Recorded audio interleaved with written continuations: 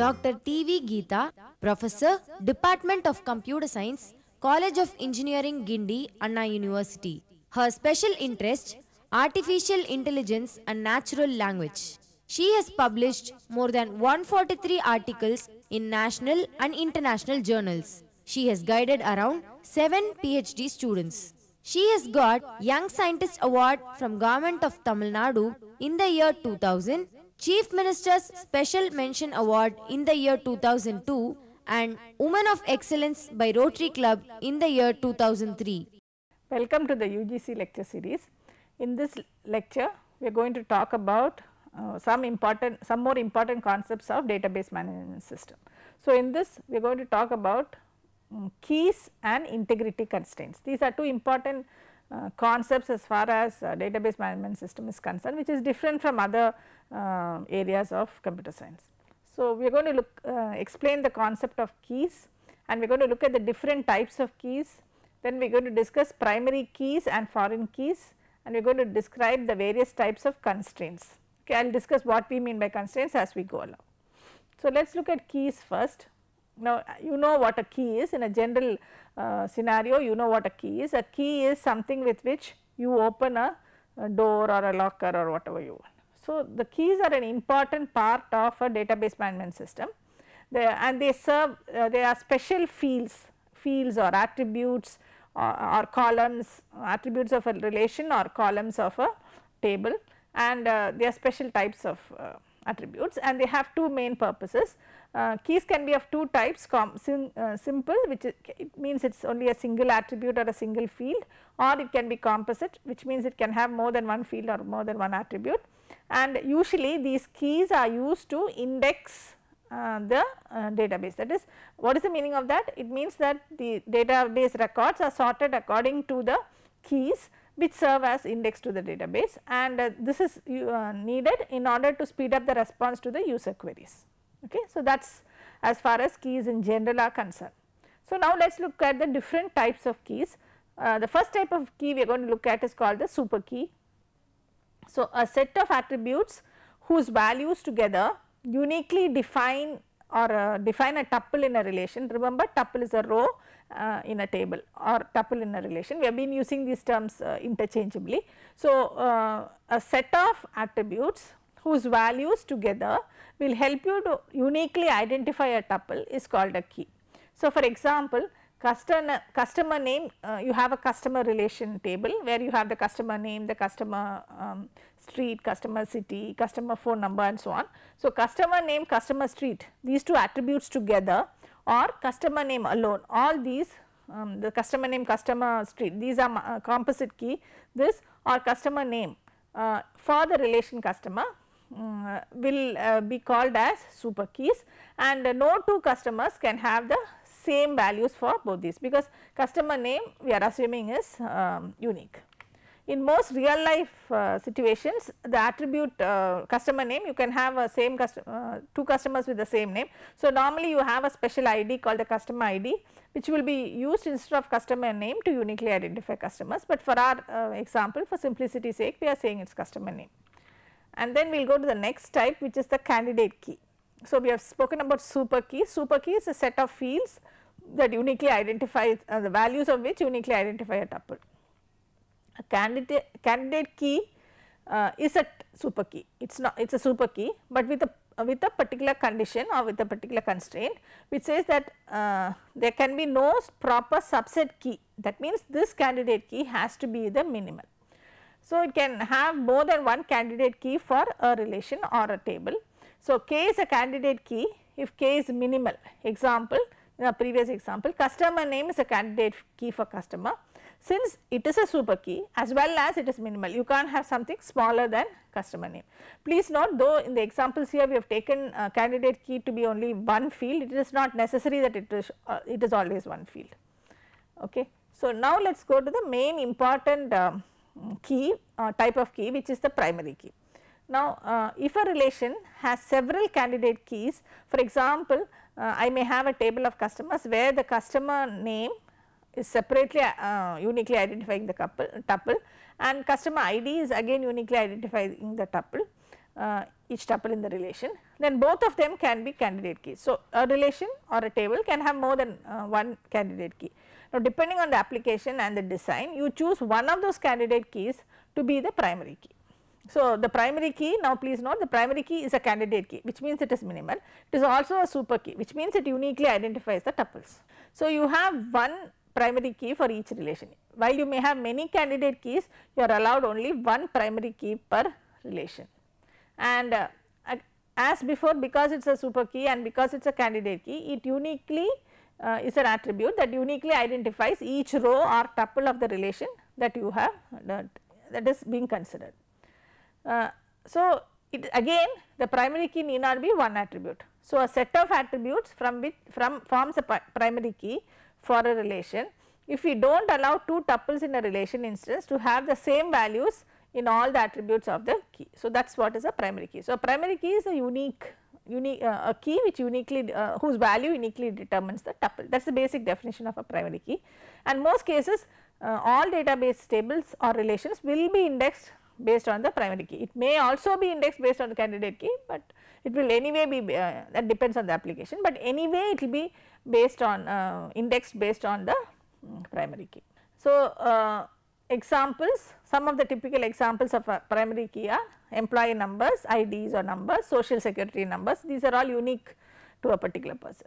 So, attribute or attribute that form a key for a relation are indicated by underlying the key attribute, this is how it is said. So, in this particular examples, title together with year, two attributes together form the primary key. This is because you can have the same title, for example, Dawn, you got two dawns coming. So, the title, the year of release also together only will identify that particular movie. So, two attributes together also can form the primary key, and the choice of the primary key is very important. You should choose an attribute whose value never or very rarely changes. If the value keeps on changing, then that should not form the primary key. So, for example, if you put a social security number, your most probably the social security number will never change. So, your email address for a particular person is unique, but there are chances of the email address changing. So, it is not a good choice for a primary key. So, the choice of the primary key is also a very important aspect in the design of a database. Now, we go into the next type of key, which is called the foreign key. The foreign key is the one, now up to now what all type of keys we saw, the super key, the candidate key and the primary key. Super key was the superset, candidate key was a subset of that, and primary key was one of the candidate keys. While there may be more than one candidate key for a relation, you can have only one primary key for a relation, that is how we ended up. But all that was to do with one table. Now, we are talking about a foreign key. This relates two tables. So, relationship between object in the real world are represented in the relational data by exporting the primary keys of the objects that participate in the relationship. So, for example, and these that is this primary key will form another key in another relation, and it is through this primary key of the reference relationship and the foreign key of the primary referencing relationship that these two tables are connected. So, the exported keys, the primary key that comes as a foreign key in the referencing relation is called as foreign keys. So, foreign key, again we will just take a definition, is an attribute in a relation of a database that serves as the primary key of another relationship in the same database. So, used to represent relationship between two tables, and it is normally denoted by a dashed underline, while primary key was indicated by a just an underline. So, only now the only problem is, only issues here is for if you have only if you have a value in the primary key attribute of the reference relationship, only that particular value and that attribute may occur as foreign key in the referencing relationship, otherwise it becomes invalid. We will see how this affects the way the database is organized later on. So, for example, let us take this example. As you remember, this is a relation, this is the number of attributes is a degree, number of tuples is the cardinality, and then this is the branch relation, this is the staff relation. So, this we have seen already. This is called the referenced relationship, and here we have the primary key. So, the primary key here is the primary key here is the branch number. So, the branch number is the primary key here, and this branch number is occurring here as a foreign key. This is a referencing table, and if you look, this is 5 5, 7, 3, 4, 2, 5, 3, 3, 7, 3, 5. So, all these are occurring have values here, only then you can have, that is the values that the foreign key has, there should be value in the referenced table or reference relationship, then only this is valid. But here the primary key for this particular relation is not branch number, but it will be staff number. So, this is what is a referenced relation and referencing relation, and this attribute branch number connects the two tables or relations. Okay. So, this is the instance of branch and staff. So, let us take another example, customer, order, order line and product. So, this is the primary key, this is taken, this is the primary key, the customer ID in the customer relation. Then this is the foreign key, I will talk about this 1 to n relationship later on. This is the foreign key of the order relation, but the primary key is order ID. So, this relates the customer relation and the order relation. Then this two together, the order ID and the product ID together forms a composite primary key, that is it is not a single attribute, it uniquely determines the order line, and individually they are also foreign keys, we will come to that later. So, here you have the product ID is here, the order ID is here, individually this order ID is a primary key of this and the product ID is a primary key of this, but together these two form a foreign key relation. We will explain about the M into N relation later on. As you can see, the customer relates these two relation and the order ID and product ID together gives a relationship between these three relations, order, order line and product. So, this is another example of a bank database where you have customer, you have borrower, you have loan, you have depositor, you have account and you have branch, and here the customer name, this depositor references the customer name primary key of the customer relation, and the borrower also references the customer name primary attribute of the customer relationship, and the loan number here references the loan number here, and the account number here references account number here, and branch name. So, branch name is the primary key here, this foreign key references that, branch name again is referenced here by this relation as well, loan number references this as this is the foreign key. It is that foreign key primary key relation between the referencing relation and the reference relation that establishes relationship between the different tables in the same database. So, this is a very important concept, what you choose as the primary key and what you choose as the foreign key. So, and there are a lot of constraints or conditions in which you operate these tables, which we will see in the as we go along. So, this whole thing where the attributes, the tables are shown or the relations are shown, the attributes are shown and the foreign key primary key connections are shown is called a schema diagram, and this helps you to understand all the tables and the relation between the tables in a typical database. So, now let us start on the next topic, which is integrity constraints. So, we will here we are going to talk about integrity constraints, and we are talking obviously about integrity constraints of a relational database. So, obviously it is called as relational integrity constraints. Now, first of all, before we go further, let us discuss what we mean by the term integrity with in connection with databases. So, integrity refers to the accuracy or correctness of the data in the database. After all, what is a database? A database consists of schema and instances or data that is stored in the the relation schema and the actual tuples. So, the accuracy or correctness of the tuples is indicated by is known as integrity. And constraints, what are constraints? So, constraints are conditions that must hold valid or must hold on all values of the relation instances. Whatever instances you have in the relation, these constraints or conditions should hold good.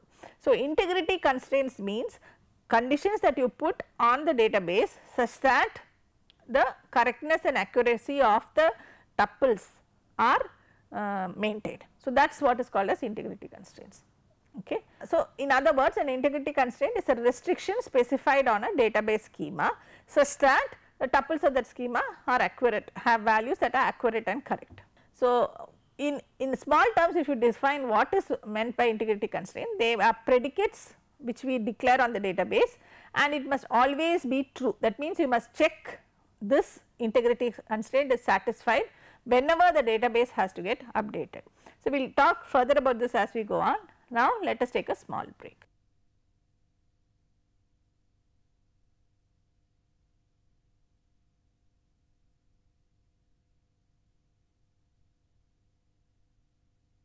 Welcome back after the break. Before the break, we were talking about integrity constraints, and now we will go in detail about what we mean by integrity constraints. So, where do these integrity constraints come from? They are based on the semantics of the real world application. After all, what is we doing with the database? We are modeling the real world. So, these integrity constraints come from the semantics of the real world. Okay. And for example, you cannot borrow more from your database or take a loan from your database, from your bank database, if the bank does not have that much money in its account, something like that. So, these are all conditions that you place on the real world, and accordingly you should specify the integrity constraints. So, you have key and foreign key integrity constraints that are most common, but you also have a many general types of constraints that sometimes has to do with business rules also.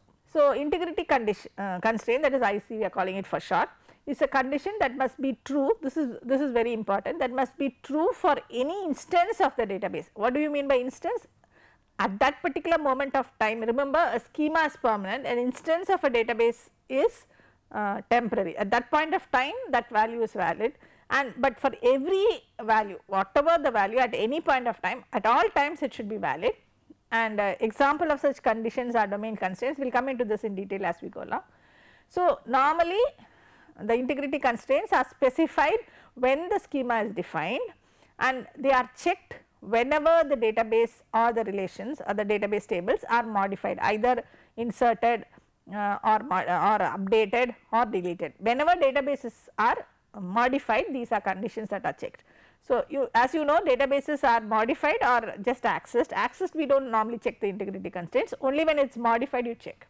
Now, if the database checks the integrity constraints, then it means that the stored data, whatever you have in your database, all the tuples of the database are faithful or correct with respect to the real world meaning. So, it avoids data entry error also, it helps you to avoid data entry error also. So, there are different types of integrity constraints. Attribute constraints, this is to do with one table only.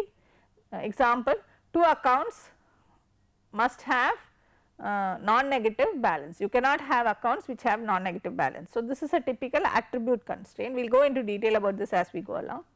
Then you have key constraints and entity integrity. This is to do with again one table. So, two accounts cannot share the same account number. If account number is the primary key, then they are the candidate key, they cannot share the same account number. This is a typical example of a key constraint. So, next is the referential integrity constraints. This is to do with that primary key foreign key business, and it is obviously connected with two tables. So, B names associated with loans must be names of real branches. If the branch name, that is B name is a branch name, is not there in the referenced relation, that particular value of branch, then you cannot have that in the loan relation. Okay. So, remember that schema that we were talking about. And then you can have some global constraints, which is to do with the whole database as it is. We will see about this in later. So, you had four types of constraints: attribute constraints, then we had key constraints, we had referential integrity constraints and global constraints. Now, in this attribute constraints itself, we have different types. Before we go to that, again let us redefine what we mean by constraint. A rule regarding the attribute values, and you have to determine whether it is true or not. And a key is a unique identifier of a tuple, that is a row, and a candidate key you can have more than one. Now, attribute constraints, all DBMS must have some form of integrity constraints to prevent invalid data from being entered. Okay. And type or domain constraints specify the set of values which may be used for each field. Now, before I go along, I just want to tell you this: when you talk about a database, you talk about different levels of granularity. That is, you have the complete database, okay, complete relation, that is complete database with lot of relations. So, database is the one level of granularity. Then you have the relations within the database, that is the second level of granularity. Then you have attributes of the database, that is another level of granularity. Then you have tuples of the database, that is another level of granularity. Then you have values associated with the tuples, that is another level of granularity. So, these constraints can be placed at any of these levels, and that is how the different types of constraints come into the picture. So, first let us talk about type or domain constraints.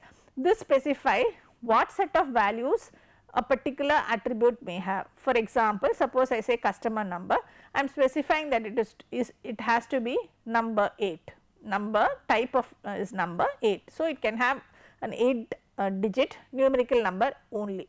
So, that is the definition we are putting on domain constraints. So, here we are now these domain can be defined by the database itself. So, for example, I can have dollars numeric 12,2. I can have pounds numeric 12,2, though the domain names domain values that it can take are the same, because we have defined this as two different types, pound and dollar, you cannot interchange the two.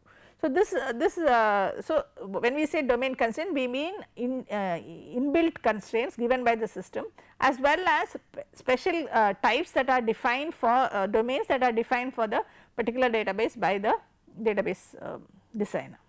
So, basically the constraint tells me that instead of putting a integer, when the attribute is defined as integer, if I put a character, then it will indicate that I cannot do this entry. So, that is the first one. It has to do with the type, the range of values that that particular attribute can take. So, if it does not meet with that range, then I have a constraint violation. Next, I have attribute or tuple constraints. Now, this limits the values that from the domain that particular attribute may take. For example, I can say that marks you are putting as a numeric of 2 or 3 size is 3, but I have a value that I cannot allow the marks to can allow the marks only to be between 0 and 100. So, that is the meaning of attribute or type constraint. There I am talking about the type of values it can take, here I am talking about the actual values it can take. So, again just to remind you, type or constraint specifies the legal values for a given type, attribute constraint specifies the legal value for a given attribute. Then this is the relvar constraint, this is another name for tuple. So, specifies the legal value for a given tuple. So, for example, I can say that for all tuples whose status or whose customer name starts with an A, the account number has to start with 5, like that some constraint I can put. And database constraints specifies the legal values for a given database, this is similar to the global constraint. So, now let us look at domain constraint. The domain constraint specifies the value of each attribute A that must be an atomic value from the domain A. For example, the type integer may hold all the integer values allowed. So, Oracle allows all these to be integer values. Okay.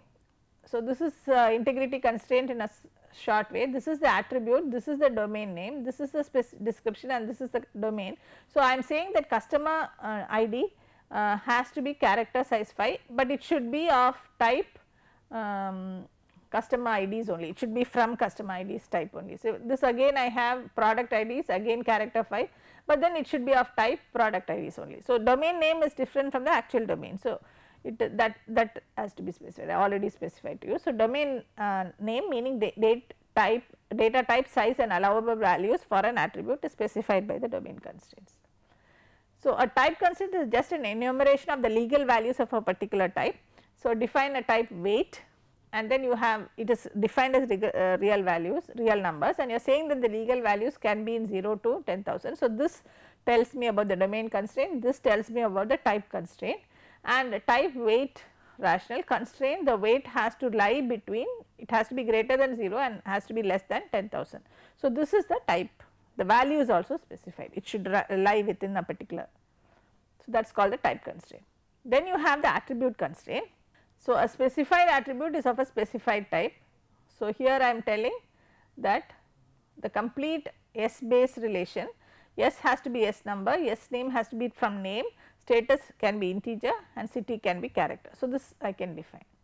Then I have that tuple constraint or relvar constraint. A relvar constraint is a constraint on an individual tuple. So, here it says that the supplies in London must have status 20. So, you are choosing the tuples with whose supplies are in London and then saying that particular tuples value should be 20. So, this is what is specified here, and a database constraint is a constraint that is interrelates two or more distinct tuples. So, this is for example, you are saying that you are having two tuples and you are saying that the database status must be 20 and now supplies with status less than 20 can supply any part in a quantity greater than 50. So, basically you are relating two tables and the tuples between them. Now, let us go to the key constraint. The key constraint is a declaration to specify a minimal set of attributes to find a tuple uniquely. So, what is the minimal set? So, we already know the definition of a candidate key, but we are going to define what is meant by uniqueness and irreducibility. So, what do you mean by uniqueness? No legal value of R ever contains two distinct tuples with the same values, and no proper subset of K has this uniqueness property. This is the candidate key definition. So, SID name is not a candidate key because this set properly contains the key SID. So, this irreducibility property is not met. Now, you normally define primary key or you can say unique. So, this is how it is defined. And if you now what do you do when you do the constraint? If you specify this primary, then what you do is when you do an entry, when a tuple is entered, it will check whether any other tuple for that primary key attribute has the same value. If it has to give a violation condition. So, or even if you modify updation also. So, primary key, you can have one primary key per table, several unique keys are allowed. Only primary key can be referenced by the foreign key. So, if you refer to something else by the foreign key, that also has to be given as a key constraint violation. DBMS may treat primary key differently because it will create an index for that, and null values are permitted in unique, but are not permitted in primary key. So, this is another constraint that you put on the primary key. Then you have what is called as entity integrity constraint. That is, what we are telling here is, if a primary key exists, we have told lot of constraints. Here we are saying that every relation at least one key has to be a primary key, and all values in that particular column has to have valid values. You cannot have null are not allowed. So, that is a null value is not allowed, you can't have it like this. Next you have how do you enforce this integrity constraints. So, what happens if a duplicate is entered? What should be done if an entry of a foreign key is deleted? We will come into referential integrity. This has to do with referential integrity conditions. What happens? What happens when an invalid entry is entered? So, it is the job or the responsibility of the database management system to see that the integrity constraints are enforced. So, the job of the database designer is to specify what are the constraints depending on lot of factors. Some are inbuilt constraints, and it is the job of the database manager to see that every time the database is updated, this integrity constraints are not violated. Okay. So, next is the referential integrity. This is an important integrity constraint. A constraint involving two relations entities. We have already seen what we mean by a referential integrity. What you mean by here is, I will explain it in referential integrity says that. So, let us assume this, here we are having the D number between the two is a foreign key. So, the D number is the foreign key. So, what we have to answer is what happens when an insertion or deletion or modification is done to the records. Now, this is what we are going to talk. So, now suppose in the department here these two are related. Now, in the now remember all the values of D number should be from the set of values that already of the tuples in the referenced relation. So, now what happens, suppose one of this has been deleted or updated, then this relation may not hold good. So, whenever there is an updation or a deletion in the referencing table where the primary key is there, then you have to check for this integrity constraint, referential integrity constraint.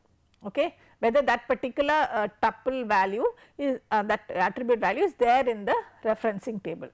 Now, the next one here is, if you insert something here in the foreign key in the referencing table, you have to see whether the corresponding tuple value is there in the primary key attribute of the referenced table. So, this is very important, that is what we talk about as this.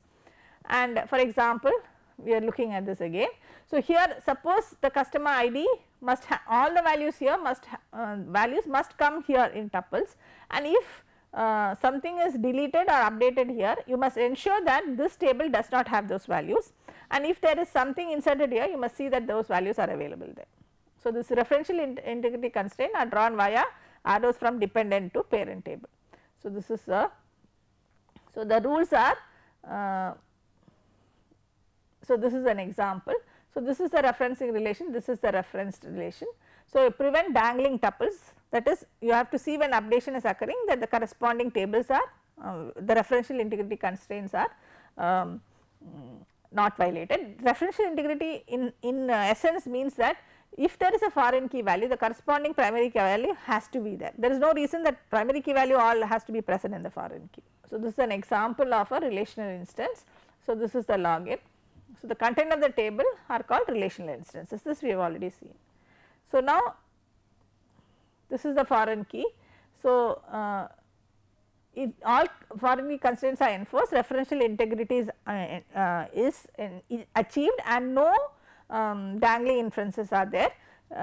So, the delete rules, restrict, cascade, set to null, these are special features given by SQL to ensure referential integrity. So, you have to enforce that, only then you will have the relationship between the tables going on smoothly with no dangling tuples, and so these are the conditions that you have to do to satisfy the relational integrity constraints, and students, we have explained this with respect to students. So, similar primary key of student tuple is updated also.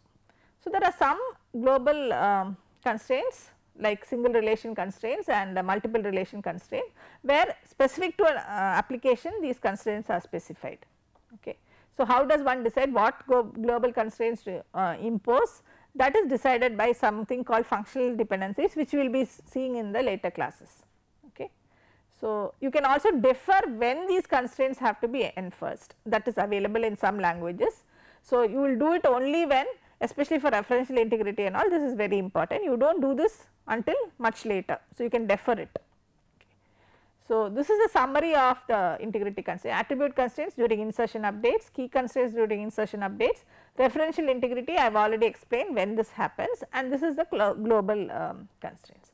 So, here we have explained the concept of keys, we have discussed super key, candidate key, primary key and foreign key with examples, and we have explained the different types of integrity including referential integrity. Okay. So, I want you to explain the distinctions among the terms primary key, candidate key and super key, and give an example of a bank database where primary keys and foreign keys are defined, not the one that I gave, you have to choose another example, and discuss the various constraints for the example that has been given by you. And what is referential integrity? Discuss what is meant by referential integrity. So, thank you.